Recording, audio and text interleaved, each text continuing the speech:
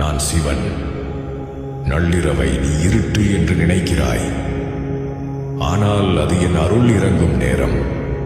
உலகம் உறங்கும் அந்த நிமிடத்தில், சத்தங்கள் மௌனமாகும் அந்த வினாடியில், மனங்கள் அமைதியடையும் அந்த நேரத்தில், நான் என் பக்தர்களின் உள்ளத்துக்கு மிக அருகில் வருகிறேன். நீ அந்த நள்ளிரவில் உன் கண்களை மூடி என் நாமத்தை ஒருமுறை உச்சரித்தாலே போதும். ஓம் நம சிவாய.